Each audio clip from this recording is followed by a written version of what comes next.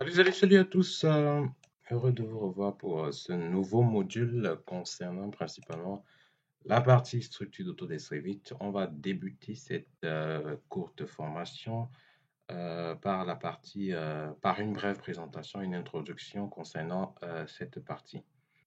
Bon, pour débuter déjà, on va devoir vous présenter déjà qu'est-ce que la partie structure d'Autodesk Revit, en quoi ça consiste, quelles sont ces applications et diverses, que ce soit sur le plan, que ce soit sur le plan du béton, que ce soit sur le plan de l'acier, des structures et tout. Donc, on va devoir attaquer cette partie-là et voir la partie acier, préfabrication aussi. On va devoir vous donner des explications par rapport à cette partie-là pour que vous puissiez mieux appréhender en quoi consiste la partie structure d'Autodesk Revit. Donc, une fois terminé la partie architecture, une fois que vous avez modélisé étape par étape et que vous êtes arrivé à ce niveau, avec nous sur la partie architecture, on va devoir débuter cette introduction de la partie structure. Déjà, Autodesk Revit, concernant la partie structure, comme je vous l'ai dit, est une discipline. Donc, à la fois une discipline, à la fois un gabarit que vous pouvez choisir dès le début de la création de votre projet, comme le choisir en termes de discipline ici, dans la page des propriétés de votre projet ici, le choisir comme discipline, le choisir comme gabarit lorsque vous créez un nouveau projet, par exemple. Ici, lorsque vous créez un nouveau projet, comme ceci, si je fais nouveau, vous pouvez le choisir comme gabarit structure. Non, il sera considéré comme un projet à la base pour un gabarit structure, pas un gabarit construction comme on a l'habitude de le faire. Ok, maintenant je reviens à notre projet.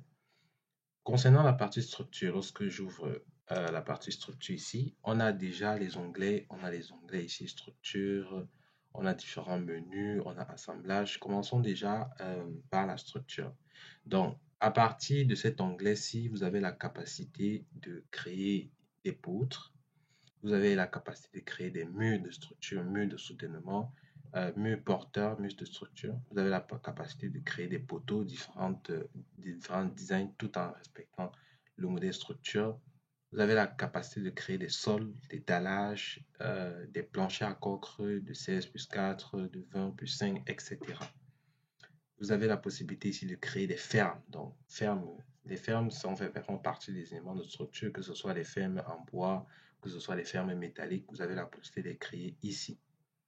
En ce qui concerne maintenant les contreventements pour les structures métalliques, vous pouvez aussi créer des contreventements ici sans souci pour solidifier votre structure.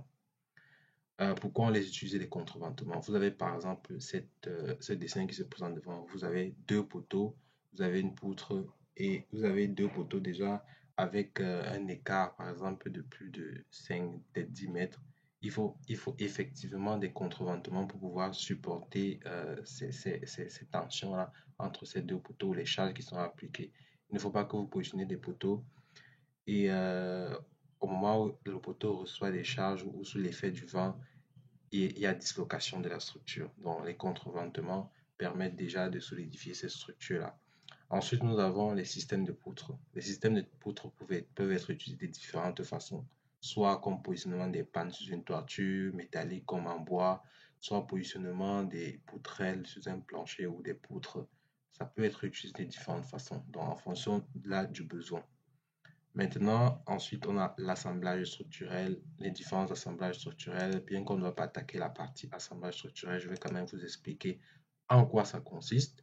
L'assemblage structurel ici vous permet d'associer, de lier les différents éléments structurels, précisément les éléments structurels, les éléments métalliques avec soit les boulons, soit les soudures, etc.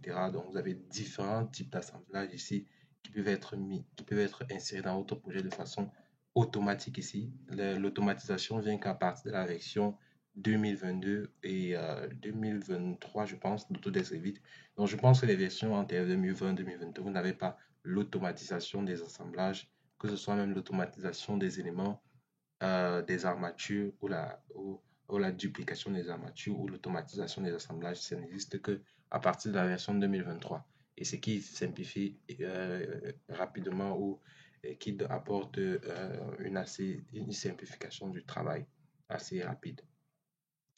Donc, ensuite, nous passons au niveau des fondations ici.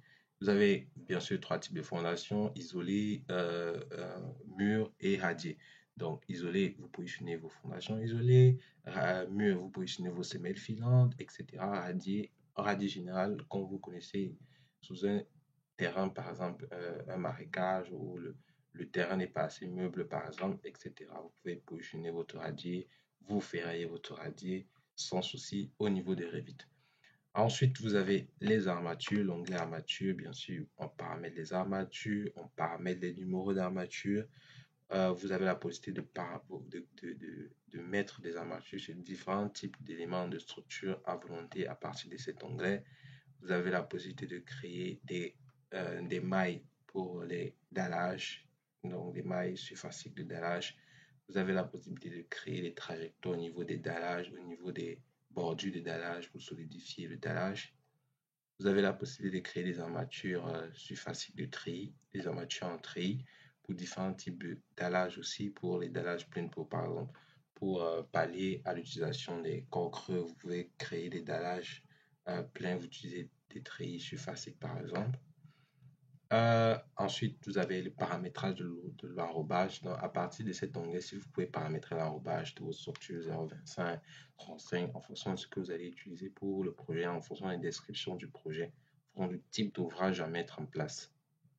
Ensuite, vous avez les coupleurs d'armature, bien sûr, pour les structures, par exemple, pour les préfabriqués, par exemple, vous pouvez fixer, fixer, par exemple, deux éléments de structure.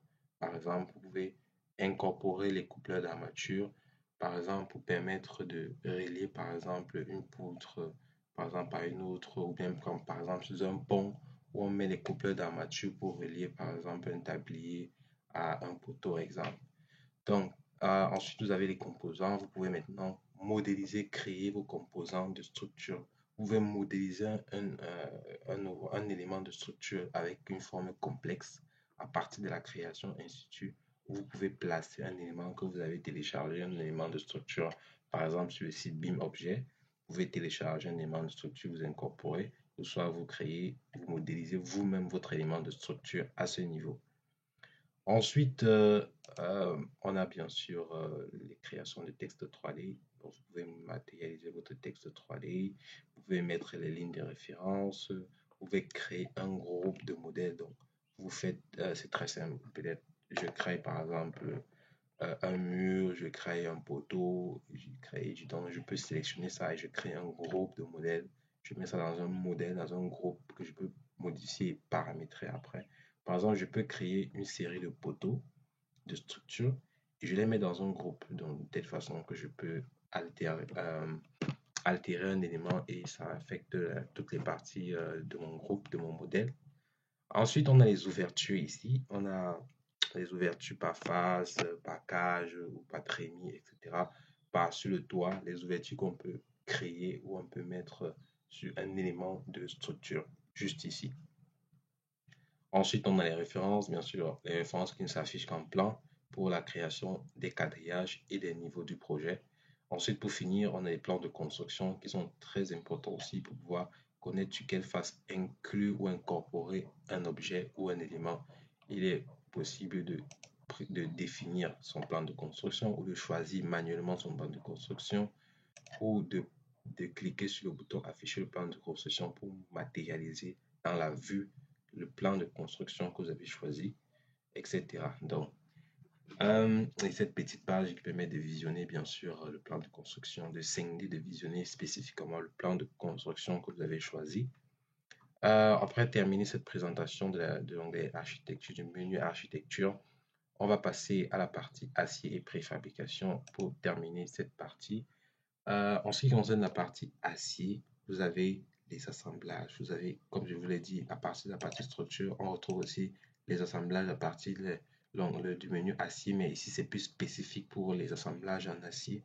Donc les structures, les IPE, les tubes carrés, les cornières, etc.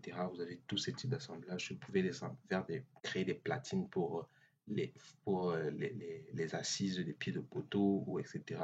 Ou peut-être pour les jonctions. Vous pouvez créer des boulons.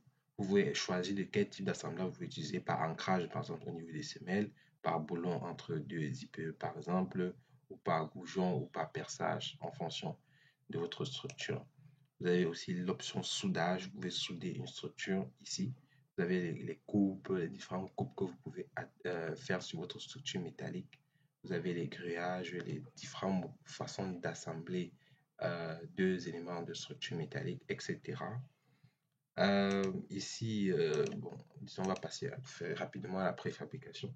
Comme je l'ai dit, il peut arriver que vous avez des versions de Revit où il n'y a pas la préfabrication. Bien sûr, vous pouvez aller juste ici, vous cliquez juste ici, non pas ici plutôt. Vous allez dans Fichier ici, vous allez entrer dans Options et puis vous allez cocher ici Interface, vous allez cocher outils d'infrastructure, ouais, je pense outils d'infrastructure, propriété générale, interface, matériel, emplacement du fichier, plomberie, structure, je pense qu'on a tout, hein. Donc, je pense qu'on a tout ici. Donc, vous allez dans interface et puis vous cochez outils d'infrastructure ou bien vous cochez ça dans les versions en fait antérieures à 2023-2022, vous cochez ça ici et vous mettez OK. Mais dans les versions comme 2023, vous avez déjà des éléments qui sont directement incorporés à l'utilisation à ce niveau. Pour les éléments de préfabrication, ce sont bien sûr tout type d'éléments de structure préfabriqués et pré-contraints, bon pas qui peuvent être pré-contraints bien sûr, mais avec bien sûr des outils de montage dessus. Quand on dit préfabricant, on parle aussi beaucoup plus de la pré-contrainte, l'application de la pré-contrainte sur vos éléments de structure, mais aussi préfabrication, par exemple, des poutrelles pour l'utilisation, préfabrication des poteaux, préfabrication, on peut préfabriquer plusieurs types d'éléments. Donc, vous pouvez mettre ça en place ici, des panneaux qui peuvent être positionnés directement sur le terrain, des panneaux d'escalier, panneaux de plancher, etc. Donc, on a fait une brève introduction de la partie structure acier préfabrication.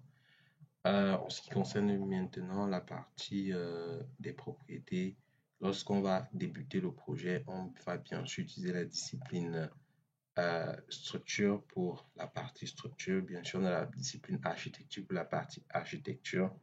J'aime bien venir dans mon arborescence ici et puis je change, je fais le clic droit ici, je change l'organisation de l'arborescence, je passe plutôt en mode type et discipline, je passe plutôt en mode discipline simplement. Comme ça, il va me classer, je fais OK, il va me classer tous mes éléments en fonction de mes disciplines. Vous voyez que tout ce qu'on a pour le moment, c'est la discipline architecture parce qu'on a travaillé rien qu'en discipline architecture. Maintenant, on va avoir une arborescence de type discipline architecture, type discipline structure, ainsi classée, ordonnée, de telle façon qu'on peut, on peut facilement se repérer et référencier tout ce qu'on a besoin ici. Je pense qu'on a fait le tour. On a pu faire une brève introduction. On a pu attaquer tous les points nécessaires pour la compréhension de ce qui va suivre, ce qu'on va utiliser pour matérialiser notre projet en ce qui concerne la structure. Je pense qu'on va arrêter là pour cette vidéo introductive. Toujours un plaisir. On va passer à la deuxième vidéo pour le début concrètement dit de la partie structure. Merci et à bientôt.